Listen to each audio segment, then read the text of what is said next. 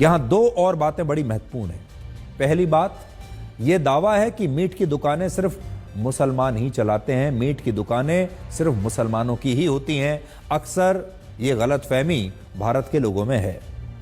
भारत में 60% मीट की दुकानें और मीट का व्यापार हिंदू समुदाय के लोग करते हैं और 40% दुकानें मुस्लिम समुदाय के लोगों की होती हैं। और ये आंकड़े हमारे नहीं हैं, बल्कि ये आंकड़े अलग अलग एनजीओज की अलग अलग रिपोर्ट के अनुमानों से ये आंकड़े निकाले गए हैं।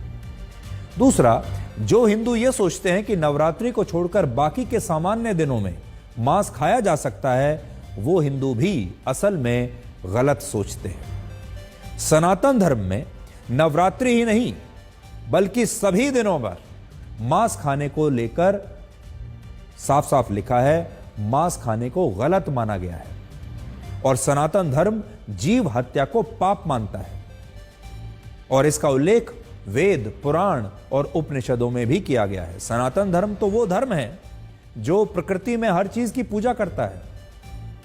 जानवरों की पूजा होती है, पेड़ पौधों की पूजा होती है, जल की पूजा होती है, पर्वतों की पूजा होती है। और जो लोग सनातन धर्म को मानते हैं सही रूप से, वो तो कभी मीट खाने के बारे में सोच ही नहीं सकते।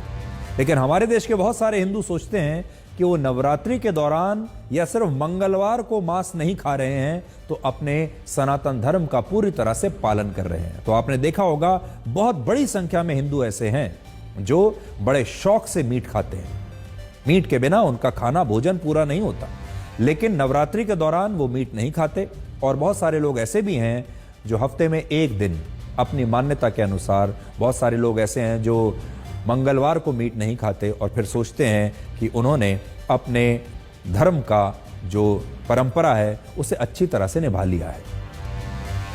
अमेरिका के एक मशहूर थिंक टैंक पीयू रिसर्च ने वर्ष 2021 में इस मुद्दे पर एक सर्वे किया था, जिसमें 44% हिंदुओं ने कहा कि वो नवरात्रि और मंगलवार जैसे दिनों पर मांस नहीं खाते और इसलिए वो शाकाहारी ही कहलाएंगे और उन्हें ऐसा लगता है कि वो सनातन धर्म का पूरा पालन कर रहे हैं।